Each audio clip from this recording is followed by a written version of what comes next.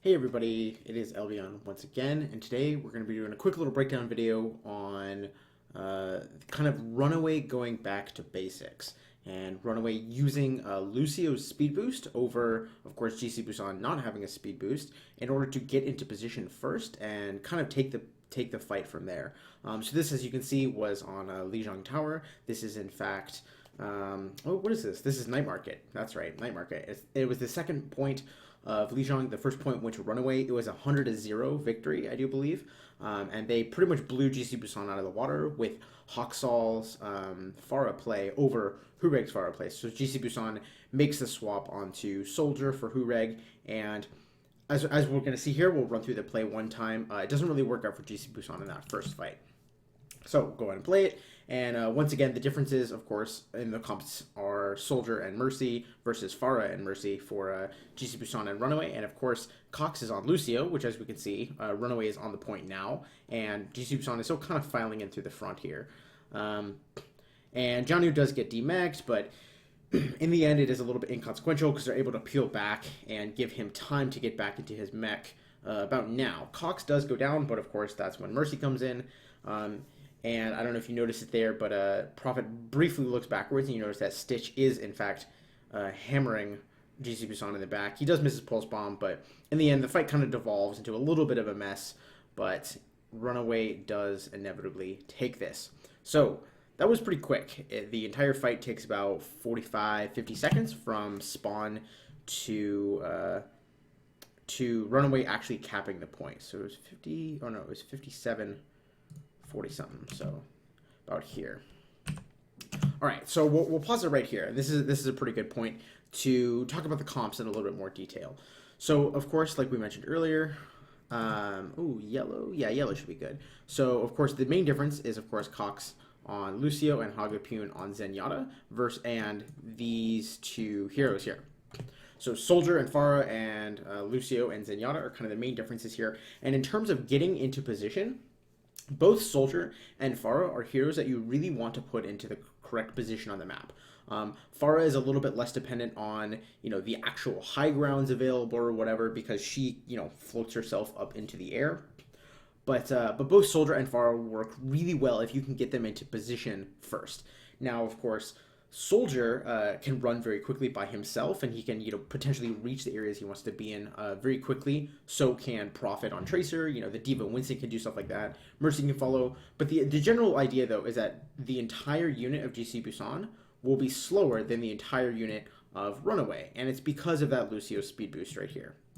So Lucio, he's been kind of interesting. Some people like him, some people don't like the fact that he was a must pick for so long, but he was a must pick because he was so powerful.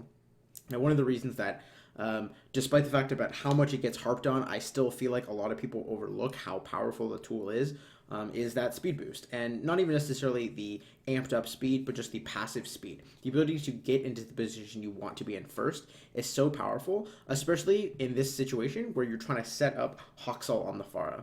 So we'll kind of progress the clip forward, and we'll see that Hawksall is actually in position here through this gap, firing at the choke point that GC Busan is going to come out of. Now, you can guess that they're going to come out of this choke point partially because that's just the choke point that absolutely everybody comes out of.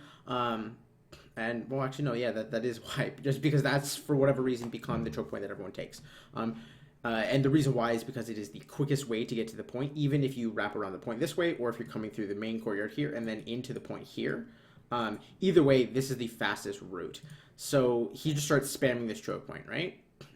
And Pharah is able to get up to this area very quickly, and despite the fact that Hawksall is obviously no longer near Cox and getting that speed boost, because as we can see, he used his concussive blast to propel himself forward, and of course we can see that Bumper has just simply followed him using Mercy's Guardian Angel.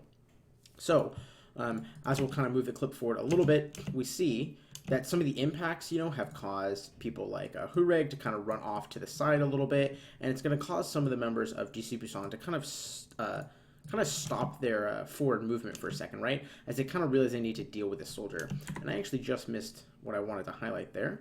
But we see that they are being stopped, but we can see how much further ahead the members of RunAway are, right? Their choke point is somewhere right here, I believe.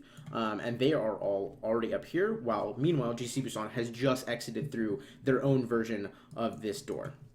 And the advantage of Lucio getting you into position is really obvious on King of the Hill maps because, of course, the maps are perfectly symmetrical. So, you know, this map obviously is divided down the line somewhere right here, and they are much closer to the point than GC Busan is. So, as the clip progresses, we see that Hoxall, you know, is a little bit annoying, but eventually he drops down, and all he does is come in and join his team. And he backs up here. Okay, good. I didn't want the giant explosion on the screen. And now we can see really the strong point of getting into position first. So now, of course, Hoxall now, once again, has just a couple choke points to spam, right? And this is where Pharah can really shine. All she has to do is just throw rockets into the choke point, and, you know, eventually GC Busan does have to come through those choke points if they want to contest. And especially because this was played on live patch, or maybe not live patch, but it was played on the new Diva patch at least. Ariel's Diva, of course, only has 2 seconds of defense matrix, so there's not a ton to block these Pharah rockets, at least not consistently. And Hoxall's gonna, you know, in theory, be able to get a ton of damage down here. And actually what happens is Johnny's actually gonna get demeched here, right? So we'll have to pay attention to that. And as we see, he gets kind of pressured out by the tanks. Hoxall kind of dips behind this little wall here and gets pressured out a little bit. Ariel comes forward, uses the boop to demech Jonnu, and now Jonnu's out of the mech. But what's actually happened is because I suspect that Ariel was very low in defense matrix himself, and because Gesture's Winston bubble is down, despite the fact that they have demeched Jonnu here, and Jonnu is effectively kind of useless in this fight, GC Busan still has to back off, and they're still, you know, not really progressing through these choke points. The line in the sand is still kind of right here. And Hoxall is able to kind of continually, you know, he has to reload, but he's able to keep hammering into the tanks. And once GC Busan does eventually come forward, at least Prophet comes forward, we see that Gesture has been chunked very low, and Ariel, it looks like, just took a rocket, so he's chunked out relatively significantly, and they're unable to secure the kill on Tizzy here. So Prophet kind of blinks forward, thinking he can go for the melee kill, but of course the Mercy healing that we see right here on the screen keeps him alive. And now Cox kind of gets sacrificed, but meanwhile, while GC Busan was dancing around, sorry for my spacebar spam there, I wanted to highlight this.